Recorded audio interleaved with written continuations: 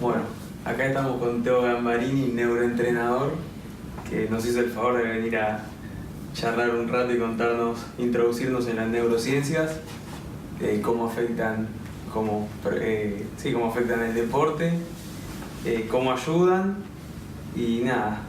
Teo, primera pregunta, ¿qué es la neurociencia? Bueno, las neurociencias son un montón de ciencias que estudian el cerebro y algunos son para la parte médica, sobre enfermedades que podemos tener en el sistema nervioso, en el cerebro, etcétera, que no es nuestra área. Y la neurociencia en el deporte es la aplicación de los descubrimientos que van teniendo los neurocientíficos para mejorar el rendimiento del deportista. Entonces, se está aplicando muchísimo en los últimos años, porque es considerada una de las ciencias más nuevas, no por el hecho que haya surgido recién, sino que a través de los aparatos modernos podemos ver en vivo lo que está sucediendo en la cabeza de una persona. Antes estudiaban el cerebro muerto, como el de Einstein, pero ya estaba muerto, no estaba funcionando. Entonces, con estos aparatos modernos te van escaneando qué pasa en el cerebro cuando sentimos, cuando hablamos, cuando nos movemos. Y toda esa información vino a traer muchísimos datos nuevos para mejorar los entrenamientos. Entonces, la neurociencia deportiva es el entrenamiento del cerebro. Esa es la definición más correcta que le encuentro. ¿Hace cuánto se empezó a usar en el deporte? Y te puedo decir que es en Europa 10, 12 años, pero todos los días se va renovando, se va incrementando. Acá en América hace muy poco, en Argentina River, Boca y Argentinos Juniors son los únicos tres que tienen neurociencia. Y River recién hará 5 años, o sea que es muy nuevo y aún así no la están aplicando como en Europa, ¿no? Claro. Y se nota mucho porque vieron el Mundial, llegaron a las semifinales todos europeos. Sí. Y se nota selecciones que hasta hace 10 años eran de segundo o tercer nivel. Sí. Como Croacia, Bélgica, que si bien es una selección con cultura de fútbol, con historia, en los últimos años había dejado de figurar en el primer plano y llegó con serias chances como serio candidato. Croacia, que arrancamos en el grupo, bueno, tiene un par de jugadores, pero después es un mundial impresionante y llega al final. Sí. Bueno, justamente Bélgica es uno de los impulsores de la neurociencia en Europa. Sí, vos me contabas que estudiaste en Bélgica. Sí, de escuelas de Bélgica, y están siempre a la vanguardia. Todo lo que se va estudiando, para que tengas una idea, se descubren por día 500 nuevos descubrimientos, por así decirlo, diarios. O sea, toda esa información permanente se van seleccionando a ver qué puede servir al deporte, se ponen en práctica, pueden servir o no pueden servir de acuerdo a un montón de factores. Lo importante es estar predispuesto, ¿no? Y bueno, se nota hoy, la neurociencia está para entrenar cerebros de deportistas y sobre todo para entrenar cerebros de equipos. Claro. Porque un equipo es un gran cerebro. Si no entendemos nuestro cerebro individual, menos vamos a entender cómo funciona un cerebro de equipo. Y vos, digamos, un equipo se prepara haciendo con un equipo de neurociencias, y cuánto y cómo afecta el rendimiento. Perdón. El rendimiento del equipo al estar entrenado y al tener un equipo de neurociencias dentro del plantel. Bueno, está bueno. Si vamos por estadísticas, yo te voy a decir algo que, por ejemplo, el cuerpo técnico del Paris Saint-Germain, que tiene un laboratorio neurocientífico para diseñar los entrenamientos. No es que trabajan aparte, son datos que tienen que utilizarlo todos, del preparador físico al técnico, táctico. En este momento están logrando el 1,5% de mejorías en cada uno de los gestos deportivos. Parece muy poco, 1,5% pero es la gran diferencia que existe entre un equipo europeo y uno nacional, Claro. que es muchísimo. 1,5% en cada uno de los gestos En cada uno de los jugadores. de cada uno de los jugadores hacen que sea muchísimo. Sí, sí, es una suma. Claro, poquito de acá, poquito de allá, la intercepción, el arquero cuando ataja, el remate al arco, las distancias, es muchísimo. Sumaste todo eso y son 5-0, campeonatos, Champions, Sí, es mucho. un montón. ¿Y vos por qué crees que es tan difícil o por qué no se está aplicando tanto acá? O sea, ¿es por plata? ¿Es por no saber? ¿Por no estar interiorizado en el tema? Bueno, mira, yo tengo conexión con toda América, es lo que es México, Estados Unidos, bueno, toda América e Europa, ¿no? Estamos permanentemente respondiendo consultas y hay un factor, uno es el económico. No quieren invertir en un área más como es la neurociencia, porque creen que es un gastadero de plata, a pesar de que lo están viendo en Europa.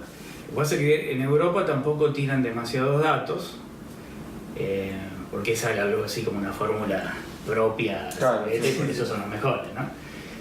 Porque esa es la parte económica. Yo creo que les conviene que no sepamos, porque nosotros estamos exportando materia prima. Son buenos jugadores, con buenos genes, buen estado físico, pero la forma se la dan en Europa. Ahí se transforma en un jugador valioso, como dice Messi.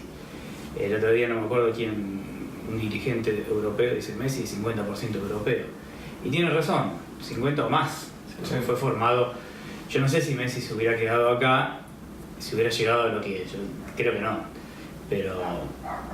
Y yo creo que es eso, que conviene comprar materia prima barata, Mejor. darle un valor y tienen esos precios.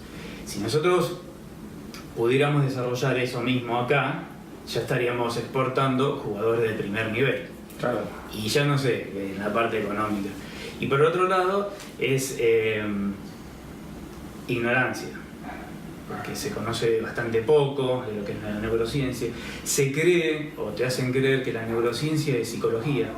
O sea, la parte emocional sí tiene que ver, hay una parte que se funde con la psicología, pero no es psicología, para eso está el psicólogo. Exacto. Es cuando se entiende que la neurociencia se encarga de entrenar al cerebro y a toda la red neural, neuromuscular. Ahí vamos a entender lo importante que es. A mí lo primero que me dicen, bueno, está bien, qué lindo esto de las lucecitas, porque hay muchos entrenamientos que son con luces para desarrollar la acción y reacción. ¿Y eso qué me sirve en el fútbol, en un partido real? Eso es lo que me dicen siempre. Y yo siempre contesto lo mismo. Digo, lo que estamos haciendo nosotros es entrenar un cerebro con capacidades para que después uno les enseñe lo que sea, tenis, fútbol, rugby. Claro, más el gesto, más la reacción que realmente patear una pelota. Claro, o sea, el neurocientífico desarrolla que el cerebro tenga capacidad neurocognitiva, o sea, de aprender y resolver cosas. Exacto. Y después el técnico tendrá que enseñarle cómo patear, ¿Dónde pararse? claro, cuándo Sí. pararse, todo lo perteneciente al deporte en sí, en tenis, en lo que sea. O sea que no se pueden desarrollar aislados. Bueno, también una cosa que me ocurre es, puedo decir que solo hay 3 equipos en Argentina que cuentan con un equipo de trabajo de neurociencias. Sí. También se me ocurre decir, si nadie más lo hace, yo tampoco estoy dando tanta ventaja. Si hay solo 3 equipos que lo hacen, yo sigo siendo parte del resto, de la mayoría que no lo tiene. Sí. Entonces no estás dando tanta ventaja como por ejemplo en Europa. En Europa un equipo que no cuenta con un equipo así de trabajo no compite. Y no queda fuera del circuito. Pero acá te estás dando cuenta. Mal o bien, como están poniéndolo, Boca ganó 2 campeonatos, llegó subcampeón, creo que tercero, o sea, estuvo dentro del podio Sí. durante 3 años. River está compitiendo internacionalmente. El que anda medio ahí, pero a lo mejor es una cuestión de formación, no sé, es Argentinos Juniors, pero ya se está produciendo mucho como en el fútbol español, que hay 3 equipos y el resto 20 puntos abajo. Y acá está pasando algo así. Bueno, menos mal que Gimnasia de Esgrima, Defensa y Justicia. ¿Pero por qué? Porque BKCS creo que tiene algo de esos entrenamientos modernos y... Sí. Pero bueno, se empieza a notar cuando no se aplica la tecnología hoy en día. Teo, yo te hago una pregunta. Sí. Recién mencionaste que la neurociencia se entrena con luces y reacciones de ir, tocar una luz, volver, tocar otra. Y ahora puede ser que la neurociencia esté descubriendo que la reacción es más rápida cuando la captás por el oído auditivamente antes que lo visual. ¿Y cómo crees que esto lo pueden llevar al fútbol? Bueno, no olvidemos que nosotros venimos evolucionando desde los hombres primitivos y la visión es el sentido menos desarrollado que tenemos, por lo general, y en el olfato. En primer lugar es el olfato. Cuando un animal empieza a oler, a ver otras presencias, nosotros lo tenemos desarrollado, si bien lo tenemos como dormido por los estímulos visuales de las cosas modernas. ¿Te imaginas si estamos oliendo, vamos por el subte y nos morimos? Claro, sí, tal cual. Y lo mismo el oído, también se empezó a apagar, porque te imaginas en una avenida nos volvemos locos. Sí. Entonces son 2 sentidos que empezamos a bajarlos, porque no lo necesitamos, pero en el campo, por ejemplo, es automático. Escuchás cosas de cientos de metros, kilómetros, lo mismo que los olores. Y entonces lo que se empezó a descubrir que eso influye, no se tenía en cuenta en el fútbol, por ejemplo, pero eso influye. Si alguien te dice algo, o los rumores, o etcétera, etcétera, está influyendo a nivel subconsciente, o como decimos nosotros en el reptil, está influyendo. Nuestro cerebro está diciendo que hay una alerta y te distrae. Lo que estás haciendo te distrae. Por eso, el que comanda las cosas, el que toma las decisiones es el córtex. Uno está tratando de tomar una decisión, pero interfiere el reptil diciéndote que hay una alerta por algo que escuchó. Entonces se está estudiando mucho eso. Y qué grado de influencias, y bueno, eso está en estudio. Es algo que se está incorporando hace poquito. Y si hay 500 descubrimientos por día, también es complicado que se avance rápido porque estás todo el tiempo recibiendo información nueva de todos lados. Lo importante de la neurociencia es, por ejemplo, yo estoy en el laboratorio neurocientífico deportivo de un club y le digo, vamos a poner esto, diseñamos una forma de entrenar y vamos a ver qué pasa. Y a lo mejor viene el técnico y dice, no dio resultado, no sé, no me da buenos resultados esto, a estos jugadores sí, estos no. Bueno, todo eso hay que saber traerlo, bueno, no lo vamos a utilizar ahora, porque hay que darle tiempo para desarrollarlo. Eso. Lo importante de esto, y acá hay una etapa previa, es la observación de los jugadores individualmente y por equipo. Y nosotros lo que utilizamos es el videoanálisis. Está el videoanálisis para analizar los jugadores, los desarrollos de los equipos, los contrarios, pero nosotros particularmente utilizamos el videoanálisis para ver el desempeño de esos jugadores. ¿Por qué este ahora jugó mal cuando el partido anterior jugó a nivel de 9 o 10? Claro. Entonces, a través de los gestos, a través de los movimientos, de la integración y la cohesión con ese equipo, nos vamos viendo si es un problema o de conexión neuronal, o es un problema social, algo le pasa a esa persona en su entorno, si es un problema físico, que está lesionado, o de alimentación. Otra de las cosas que vemos con la neurociencia es que la alimentación interviene en la comunicación neuronal. Cuanto más gluten comamos, más interferencias hay. Eso hay que tenerlo, que se está descubriendo a pasos agigantados. Entonces, yo el consejo que doy es que antes de un partido importante no coman gluten, para nada. Claro. No le den oportunidad que intervenga, que interfiera, quiero decir. Entonces, ¿qué pasa? Puede ser que haya personas que no les hace nada, pero por las dudas no. Porque el rendimiento va a ser un poquito. Por ejemplo, hay personas que van a bajar un 10% el rendimiento, pero un 10% significa una copa, una final. Bueno, vos hablaste de Djokovic, Sí. que es un jugador que era un excelente jugador, estaba top 10, se mantenía ahí al margen del primer nivel y de repente empezó a hacer una dieta libre de gluten y llegó a ser lo que es hoy en día, uno de los mejores jugadores del mundo, de los más completos, que por momentos parece invencible. Fue justo después de ese cambio que estuvo medio año invicto. Sí. Ahí la tenés. Lo que pasa es que muy pocos sabemos que somos intolerantes al gluten, porque es otra de las enfermedades nuevas que se van descubriendo. En realidad hay referencias hasta 200 después de Cristo, pero bueno, pero ahora se está tomando en serio. O te dicen que uno es celíaco o no es celíaco, y ahí queda. Claro. En el intermedio, en el medio quedan un montón de intolerantes. Sí. Y un intolerante al gluten, y te puedo decir que baja un rendimiento 70%. Un montón. Muchísimo.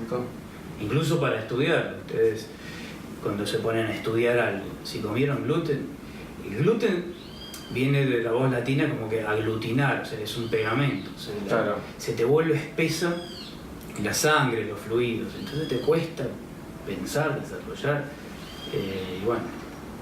Mira, eso es muy interesante. Sí, esa es una de las cosas que estudia la neurociencia. Bueno, ahora me gustaría llevarlo más a la actualidad, a lo práctico, con dos temas. Para empezar, el fútbol femenino, Sí. que ahora, ayer tuvimos nuevo campeón del Mundial, Estados Unidos.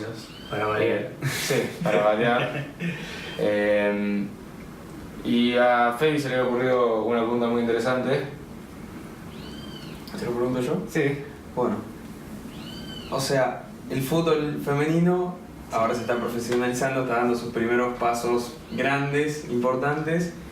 Yo lo que te quería preguntar es, trabajando desde el inicio con neurociencia, Sí. ¿vos crees que las mujeres pueden mejorar más que lo que se mejora en hombres, Sí. teniendo la neurociencia como una herramienta desde el minuto uno, antes que ahora en el fútbol masculino, que ya está más desarrollado, profesionalizado, que los jugadores ya están, o sea, ya tienen sus años de carrera, entonces es más complicado llegarles, explicarles y trabajar sobre el cerebro, que no están entrenados desde chiquito, de temprana edad? Sí. Tienen más ventajas de empezar de cero. Que no vienen con un vicio, por así decirlo, Claro. y no tienen que estar corrigiendo. Como una casa, cuando uno tiene que corregir demasiadas cosas, es mejor empezar desde cero. Las mujeres empiezan desde cero, por así decirlo, acá. En Sí. Estados Unidos no, pero acá sí. Cuando tienen la oportunidad de arrancar su incursión en el fútbol Sí. como de manera correcta, o sea, de manera pura, digamos. Claro. Sería un error no incorporar la neurociencia para el inicio de las mujeres, pero bueno, en esta época yo creo que va a estar. Justamente el año pasado tuvimos un congreso en River en el que venían de la FIFA a decir, bueno, a partir de ese congreso después se profesionalizó el fútbol femenino, pero tenemos que tener en cuenta algo muy concreto. Si bien los cerebros son similares, no son iguales. Esto hay que tenerlo en cuenta, o sea, no es lo mismo entrenar el cerebro de un hombre que el cerebro de una mujer. Y por más que busquen la igualdad, no somos iguales. No, sin dudas. Y por algo fue hecho así, ¿no? Que si fuéramos iguales, la especie humana no se complementaría, no se desarrollaría, etc. Entonces, si nosotros buscamos entrenar a la mujer como al hombre, chao, perdimos la oportunidad. Exacto. Hay que entrenarlas como mujeres. Tienen un ciclo distinto al del hombre, órganos que no tenemos nosotros y ellas lo tienen, y al revés también. Y bueno, teniendo en cuenta eso, vamos a llegar a tener algo muy, ¿qué te puedo decir? Algo muy bueno en el futuro. Nos queda camino por recorrer, pero... Sí. Bueno, y lo otro de la Copa América, ya habíamos hablado, hacer una comparación entre dos jugadores de la selección argentina que ya llevan más de 10 años jugando en la selección. Uno es el Kun Agüero y otro es Ángel Di María. Que ya el Kun Agüero con 96 partidos, Di María con más de 100, viven dos realidades muy distintas. Ambos jugadores de primer nivel, juegan en los mejores equipos de Europa, juegan en Champions League. Y en los últimos años han sido resistidos, cuestionados por los hinchas, por varios entrenadores que no eran su primera opción para el equipo titular. Y en esta Copa América ambos volvieron a tener su oportunidad. Y por un lado vimos al Kun Agüero como referente, como punta de flecha, jugando a un nivel que nos sorprendió a todos gratamente. Y en el otro lado, Di María, que no pudo encontrar su nivel, se lo notó incómodo, nervioso, como guardándose algo. Recordemos que en las últimas Copas Américas tuvo un buen rendimiento hasta la final, que ambas salió lesionado. De tu opinión desde especialista, ¿cómo crees que se dio esta diferencia? Mira, hay un montón de cosas. A mí me tocó analizar toda la Copa América de varios equipos. Como ya te digo, nosotros analizamos viéndolo y después a través de video análisis, descartando que puedan llegar a tener algo físico que lo desconocemos porque no tenemos esa información, descartando que puedan tener algún problema emocional, social, como le pasó a Messi cuando creo que fue en la final de la última Copa América, cuando le estaban haciendo juicio. Sí. ¿No? Eso influye y mucho. Bueno, descartando todo eso, lo que yo pude ver, ya te digo, es una opinión abstracta nomás y mía, porque no carecemos de más información. Pero yo, por el lado de Agüero, yo veo dos cosas. Agüero es una máquina depredadora en lo que es en el City. A él le crearon un microclima, y lo mismo que a Messi. Tienen un microclima en su equipo que se entienden muchísimo, hay mucha cohesión de equipo, que es el entendimiento en sí. Sí, eso que hablábamos de jugar casi sin pensar. Claro, es una comunicación especial que la neurociencia también, esto lo está demostrando. Hay una comunicación entre los cerebros sin hablar. Se empiezan a ver que cómo funciona el cerebro en función a tus compañeros, y se iluminan ciertas zonas del cerebro como que se entienden sin hablar. Eso es lo que llamamos cohesión. Y hay equipos que no tienen cohesión y otros que sí. Y bueno, un equipo que juega muy pocos partidos al año, como es una selección, la cohesión es mínima. Hay otros que no, como Uruguay, por ejemplo. Sí. Con los años van creando esa cohesión, el director técnico se las da. Entonces lo que vemos en Agüero es que el microclima que tiene en el City no es el mismo en Argentina. Después otra cosa, no sé por qué, a mí personalmente como técnico incluso, no sé por qué se les da a ciertos técnicos cambiarlos de posición. No entiendo eso. La verdad que no entiendo. Si estás acostumbrado, tu cerebro mecánicamente y automáticamente está acostumbrado a cierta posición, ¿por qué se la cambiaste? Si no tenés tiempo para adecuarlo a las nuevas. Claro. Y acá hubo muchísimos cambios. Messi, no sé, te puedo nombrar un montón. Y fue eso lo que le costó al principio a la Argentina, uno de los puntos. Agüero estaba muy perdido. Agüero fue, vamos a hablar de los últimos partidos porque al principio no, Argentina era una cosa. Fue importante en el sentido que se movilizó mucho, pero a Argentina le faltó algo, que es, le faltan los cañoneros. O sea, no patea afuera del área chica. Claro. ¿Y por qué es eso? Miedo. Miedo a errar. Miedo a que le pase lo mismo que le pasó a Higuaín. Que Higuaín anduvo muy bien hasta que empezó a errarle. Y hay una cosa que se estudia mucho en neurociencia, que es el miedo a errar. Claro, bueno, sí, eso es ridículo. Tenemos el caso de Higuaín, que tiene 40 goles en la selección, llegó a 3 finales, y decís, en 10 años cuando llegamos, no, porque Higuaín todos ponían la cabeza en televisión nacional, y decís, ¿cómo? En otro país decís, es ridículo. Lo que pasa es que erró, y después erró más, Sí. y después erró más. Y pasa algo en el cerebro.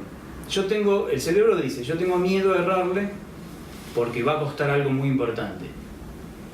Al tener miedo, hay un montón de gestos que se van contrayendo, minúsculos. Las articulaciones, en los músculos, es como que te vas metiendo para adentro. Entonces, en vez de llegar a una pelota estirándote, como vamos a ponerlo así, a 80 centímetros, y ahora llego a 50 centímetros. Hay 30 centímetros menos de alcance que tengo. Pero te interrumpo ahí un segundo. Sí. Vos en el caso, vos decís que por cuestiones psicológicas perdés, y después musculares, que se arrancan en el cerebro, se transmiten al cuerpo, vos perdés distancia del cuerpo, por ejemplo. Distancia, tiempo, timing. Sí. Vos, capaz en un esfuerzo por querer ganar ese 30%, puede ser que de ahí también venga todo el tema de lesiones, Sí. de tratar de dar un plus o esforzarte para llegar a esa pelota que antes llegabas, o tal vez en tu club llegas, Sí. y en la selección, por estar trabado psicológicamente, te terminás rompiendo. ¿Qué es lo que le puede llegar a pasar a Di María en este momento en la selección? Sí, sí. No vamos a poner el tema de preparación física. Supongamos que tenemos una preparación física óptima. Sí. Pero el miedo, es lo que dice él, el miedo te contrae. Por una cuestión de defensa, tu reptil hace que te pongas a la defensiva. A la defensiva. Sí. Que te pongas a la defensiva. Entonces de repente vas a hacer un estiramiento, parte de tus músculos como que quedaron retraídos. No lo quieres hacer. Claro, Dejarlos. Entonces la lesión empieza acá. Bueno, siempre se dice eso, el desgarro, cuando alguien se desgarra a los 2 minutos del partido, pecho frío, cagón, entró con miedo. A diferencia de una lesión como puede ser, que romperse una rodilla, romperse una pierna, algo, siempre el desgarro se lo liga mucho con lo emocional, con lo cerebral, con ¿cómo se dice? La personalidad del jugador. Hay jugadores que si juegan una final y dejan todo, y hay otros que siempre van y parece que están en punta de pie porque tienen todo el cuerpo contraído. Bueno, para mí el caso típico fue Gago. Claro, sí. Gago es un jugador que puede rendir muchísimo más. De hecho, me alegró que ahora vuelva contra Vélez, pero a ese jugador hay que entrenarlo acá porque si no se va a volver a lesionar. Sí, sin dudas. Entonces Gago... También tuvo un contexto de Boca que era completamente desfavorable. Un equipo que venía de salir campeón 2 veces seguidas del campeonato local, 2 años consecutivos siendo el mejor de Argentina, y aún así la hinchada pedía más. Tenía un sistema de juego que no funcionaba y siempre terminaba ganando porque aparecía Benedetto a veces, Pavón, Cardona, ¿viste? Tenía como una conglomeración de individualidades que iban llevando al equipo, pero cuando se enfrentaba con equipos más fuertes y más armados, le costaba. Sí. Y también con toda la presión. Y esto que te vengo diciendo era el contexto como parecía la tormenta perfecta para una lesión. Y mira, esto es lo que pasa en el cerebro, en ese diálogo interior, ¿no? En el cerebro reptil lo único que le interesa es la supervivencia.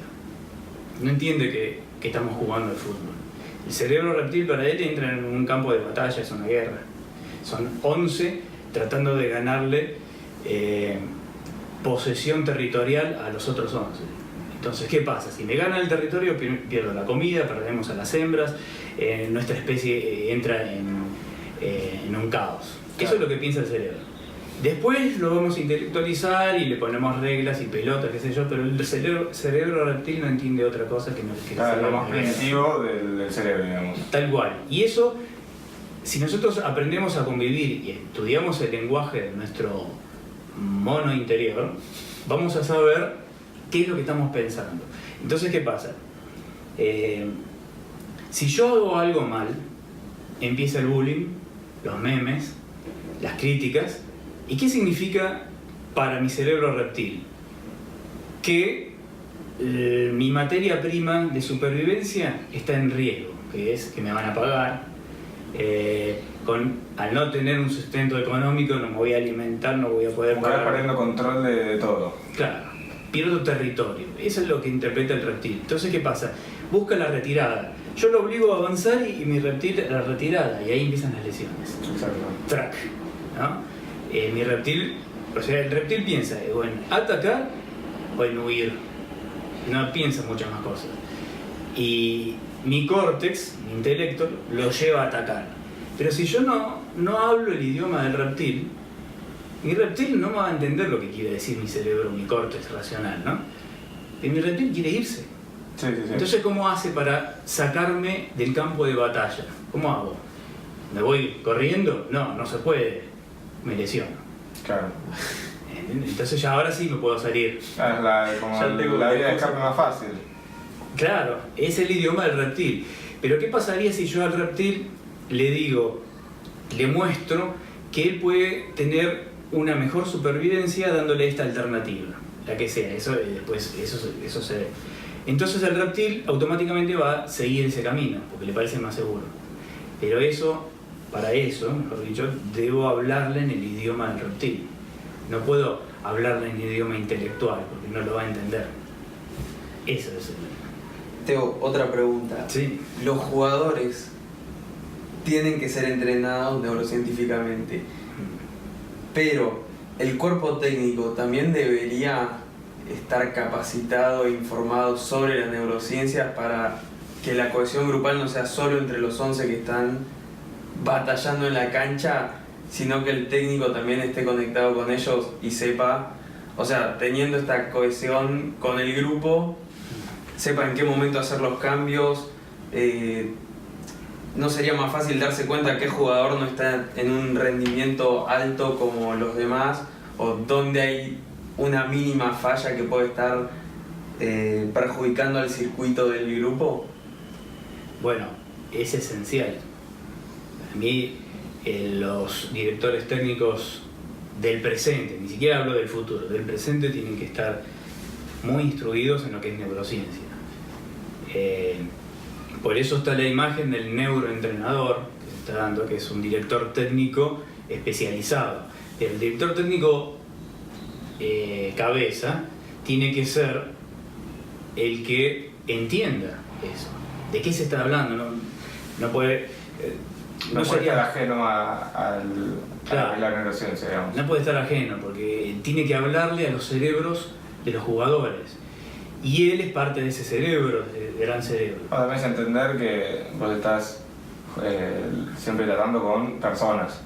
Que detrás del jugador, que se pone camiseta y juega y se pone botines, es una persona que tiene una familia, que tiene presiones, que tiene miedo de errar un pase, que tiene miedo de errar un gol, Sí. que tiene una carrera que encima es una presión distinta.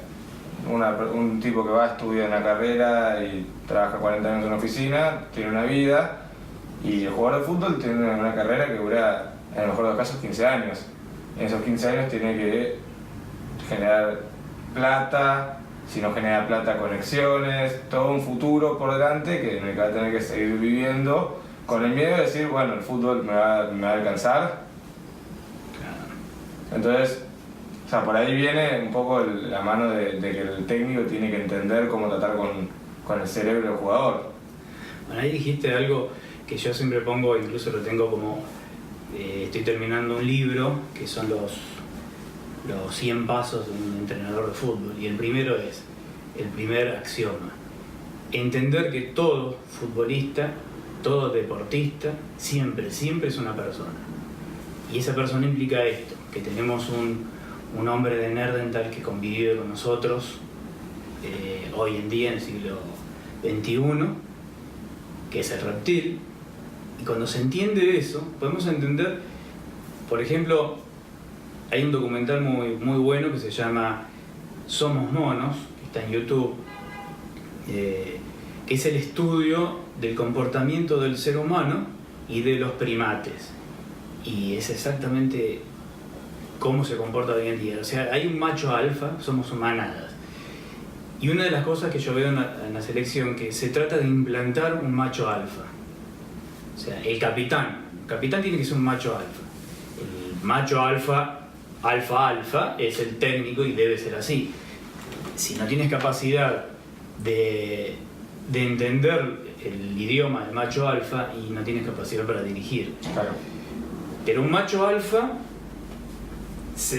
bueno, como habíamos hablado la otra vez, el macho alfa tiene como un código, que es la fuerza, el grito, la postura, el manejo territorial, etcétera, etcétera, ¿no? Que lo vemos en los primates.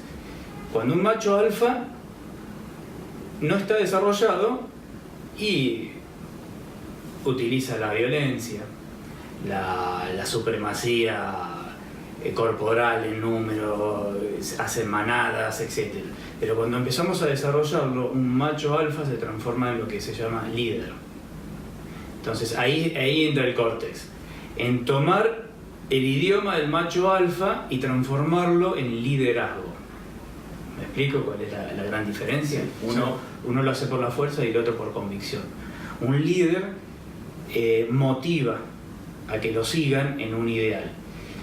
En la selección argentina no podemos implantar un alfa. El alfa que teníamos fue Mascherano y no fue reemplazado. Y es que, a ver cómo te lo explico. En este caso quieren ponerlo a Messi como un líder. Y no tiene por qué serlo.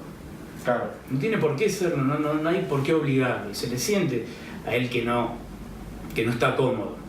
Y lo comparan con Maradona. Maradona era un macho alfa. Sí, que antes de ser jugador de fútbol era un líder. Claro, era un macho alfa y lo ves, ¿no? Entonces se llevaba para adelante todo, qué sé yo. Aunque hubiera sido mal jugador, supongamos, la característica que tenía de él era en armar. Sí, empujar, Sí, empujar. Y Messi no, y no hay que culparlo, pero no hace falta que sea él. Claro. O sea, hace falta un capitán en la selección, por ejemplo. Sí. Que no tiene por qué ser un super número uno mundial. Mascherano, por ejemplo, era muy bueno y era el macho alfa. Y se organizaba y se notaba. Sí. Esas cosas, esos idiomas, lo tiene que saber el técnico. Eso lo tiene que saber el técnico. ¿Por qué? Porque él necesita ser el macho alfa. Alfa. Y después designar a uno. ¿Me explico cómo interviene la neurociencia en esto? Sí, más que claro. Y bueno, para ir cerrando, vos dijiste que estaban haciendo análisis de los equipos de la Copa América. Y quería saber, en línea con todo lo que venimos hablando, ¿cuál fue el equipo que más te sorprendió o que desde el punto de vista científico más se destacó en esta Copa? Mira, para mí el claro candidato fue Uruguay. El más compacto, el que más entendía, había una cohesión desde el técnico hasta lo último. El VAR intervino en 4 jugadas milimétricas, qué sé yo, y ahí se cayeron y... Bueno, un poco lo que dijo el maestro. Metieron 3 goles, le anularon los 3, es un equipo que generó jugadas, fue superior al rival y así todo quedó afuera por penales. Pero terminé el partido y yo me ponía a hablar con un amigo uruguayo y decía, ¿qué puedo decir? Hicimos una cosa que tenía que hacer y el partido hace 3 años hubiese salido 3-0 para Uruguay. Sí, y ahí no ganó el mejor. Tal cual. No ganó el mejor. O sea, para mí Brasil fue un equipo inteligente y ahí terminó el tema. Sí. O sea, la Argentina fue superior. Brasil y Argentina fue superior a Argentina, pero fue más inteligente Brasil. Sí, sin dudas. ¿Por qué? Porque se quedó a esperar, porque tiene 3 tipos y los 3 O sea, Brasil le pega a cualquiera desde cualquier ángulo y es un peligro, porque rematan como nadie. Y Dani Alves estuvo iluminado, para mí es una bestialidad. Bueno, ese es un caso de, que yo les digo, 37 años. Sí, hace 3-4 años que juega solo con la experiencia, más o menos. Y ese tipo empezó a hacer cosas de neurociencia y está mejor que hace 5 años atrás. Sí, sin duda. Yo no lo podía creer. Ayer no se lució mucho, pero con Argentina, si lo hubieran sacado a Dani Alves y Argentina ganaba, seguro. Fuera del tema de los penales, qué sé yo. A Argentina le faltó definición, a pesar de que haya pegado en los postes. Pero Brasil fue un equipo inteligente. Pero a mí, el que más me sorprendió fue Perú. Porque Perú ayer jugó con miedo, se notó mucho. Sí. Mucho miedo. Y bueno, también la casualidad de jugar 2 veces en el mismo torneo contra el mismo equipo y haber tenido que perder 5-0. Cuando venía, bueno, sí, ya estaban prácticamente clasificados. Y dices, bueno, a ver cómo salimos contra Brasil y convertir una piña en la cara de 5-0 contra el local. Y encima le vi a Brasil, que Brasil tenía ese partido como para demostrar al público que era, como para demostrarse a sí mismos para qué estaban, y fue como el broche perfecto para el grupo. Sí, para mí ese penal que le cobraron a favor de Brasil, que no fue penal, estuvo de más. El referee tendría que haber ido y haberlo anulado. Igual iba a ganar Brasil. Sí, sin dudas. ¿Por qué? Porque no tiene recursos, Perú. O sea, Perú no tenía ¿cómo se llama? Pablo Guerrero, y el arquero por inspiraciones en ciertos momentos, y lo demás fue trabajo en equipo. Sí. No tenía Bueno, recursos. sí, hubo un ratito cortito en que lo pusieron en el arco y después como que vino la expulsión, todo eso, y el Pollo vino en un momento y dijo, hace 10 minutos que no pasa nada en el partido. Sí, fue Brasil puso el partido en el freezer y no pasó nada, hasta el penal no pasó nada. Sí. Estaban tranquilos y parecía que era al revés, que Perú estaba jugando uno menos. Sí, y ahí te das cuenta el miedo se contagia. El miedo es mucho más contagioso que fue lo otro. La confianza, o sea, que la confianza, que el ímpetu y todo eso. Entonces, por eso cuesta mucho un líder que levante un equipo cuando están en bajón. Ese idioma, la pregunta es esta, ¿no? ¿Eso se puede entrenar? O sea, eso natural del hombre, ese miedo, ¿se puede entrenar o no se puede entrenar? Y la respuesta desde la neurociencia deportiva es que sí. Claro. Para que tengas una idea, ¿qué es lo que busca la neurociencia deportiva? Se toma el cerebro como una computadora. Ese cerebro, para que funcione, fueron implantados programas desde nuestra niñez. Así como una computadora que tiene Windows, el antivirus, el paquete de Office, bueno, tenés una computadora. A otra le podés poner Linux, otro tipo de procesador de texto. Son 2 computadoras que tal vez los mothers sean iguales, los procesadores sean iguales, pero son 2 computadoras distintas. Claro. Lo mismo pasa con el cerebro. Si ese programa, tenemos un programa, te sirvió hasta los 15 años, porque con esto subsististe, pero ahora ya no, se saca, se desprograma y le pones otro programa nuevo. Sí, de acuerdo. Tan simple es, parece simple, es complicado, pero sí es factible. Entonces es programar nuestra computadora de acuerdo a lo que, en función a lo que nosotros necesitamos. Claro, en cada momento. En cada momento y lo que elegiste en tu vida. Sí, un deportista. Para deporte, bueno, implantar programas para deporte de equipo, deportes individuales. Ahora otra persona, para un periodista, para un creativo, para lo que sea. Todo se va programando. El problema está en que hay una creencia, que es, yo soy así, no puedo cambiar. ¿No? Lo escucharon por sí. Bueno, esa es la gran creencia que quieren que creamos para que nosotros no podamos tener el cerebro, un super cerebro desarrollado. Pero ese es el mensaje de la neurociencia deportiva. Programar cerebros de acuerdo a lo que nosotros necesitamos. ¿Qué pasa con los miedos? Los miedos son necesarios, pero dosificados.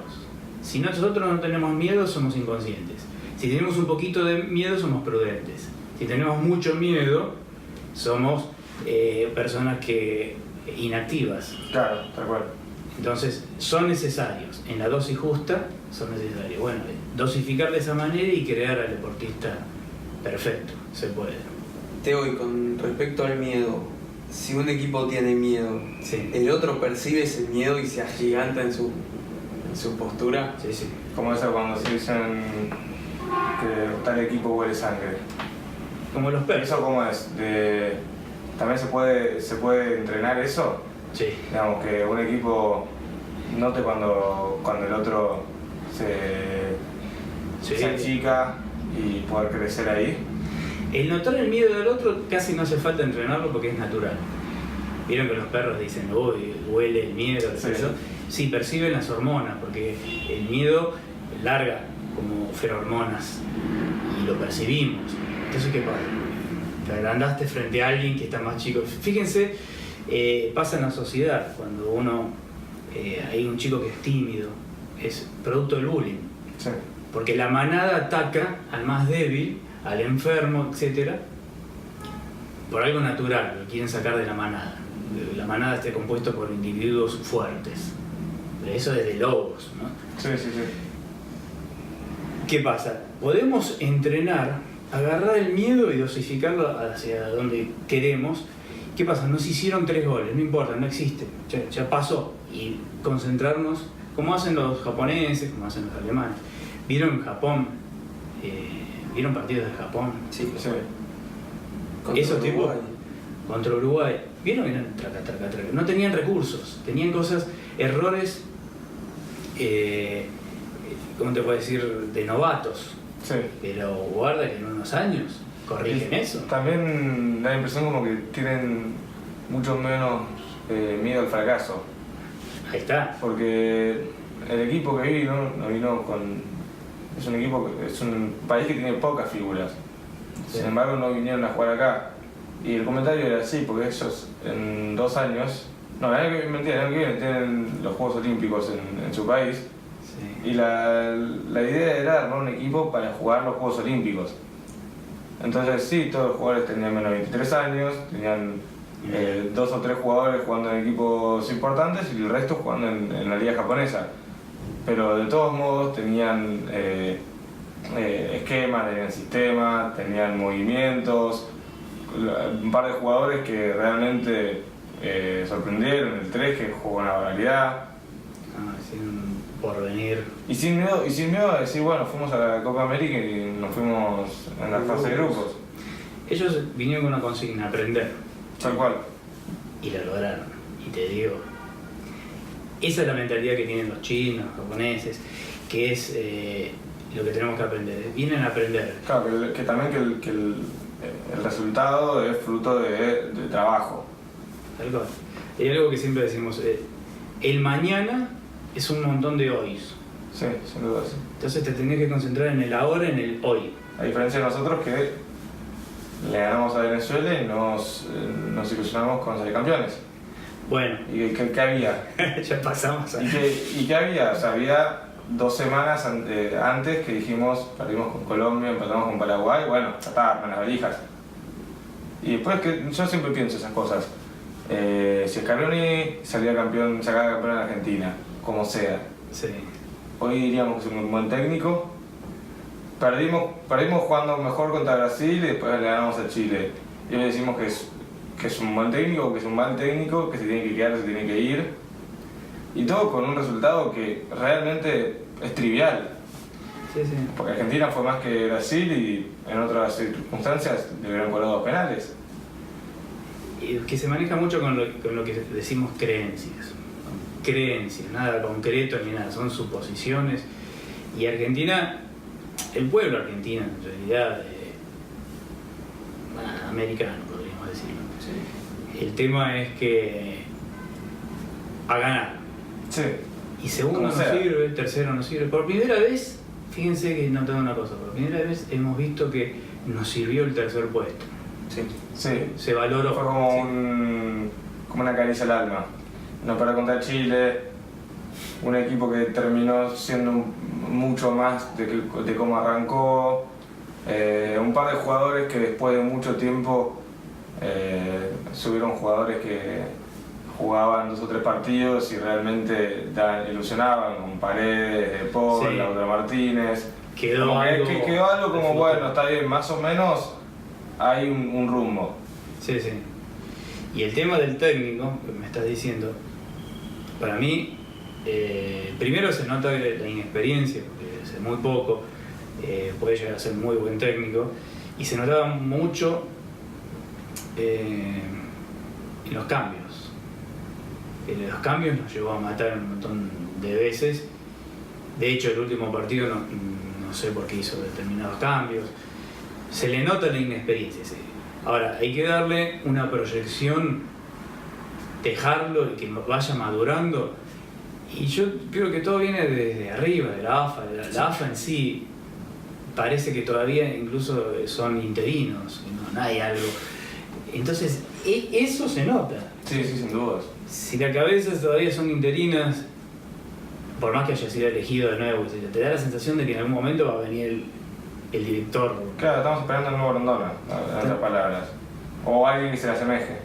O alguien que se asemeje. Uno que venga y diga, sí, este es el presidente de la AFA. Claro, que sea un líder. Exacto. ¿No? Que sea no se ve mucho el liderazgo. Eso es lo que se siente. Y los jugadores pasa lo mismo. Entonces querían que Messi salvara toda la AFA, no el partido, que salve toda la AFA, todo el campeonato, todo. Y yo creo que, bueno, por eso salió a decir Messi lo que dijo, y no sé qué va a costar eso.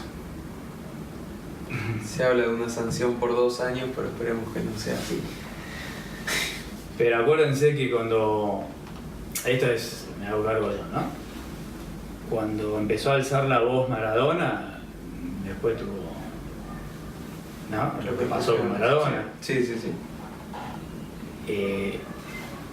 Si Messi habla demasiado, le pueden encontrar algo como a Neymar, como, imagínense, ¿no? Sí. Sí, o sea, Como Uno nunca sabe hasta dónde va.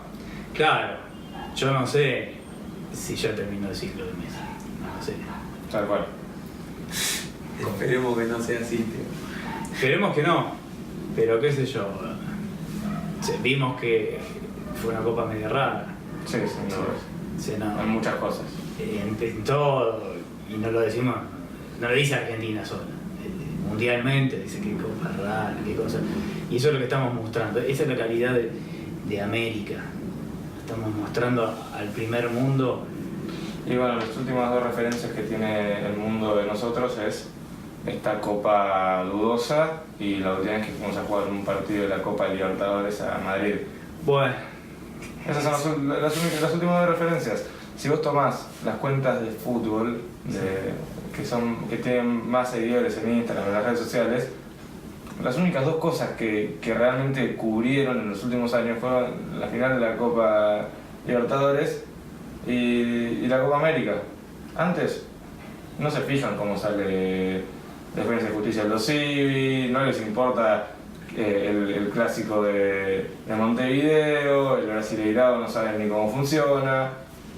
Esas son las últimas 2 imágenes que vimos a nivel mundial de, bueno, mira, este es el fútbol sudamericano.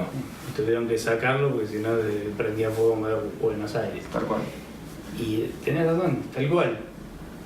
Y ¿qué podemos esperar? No sé. Bueno, Teo, te súper agradecemos por la charla. Gracias a ustedes. La verdad, increíble, un montón de información.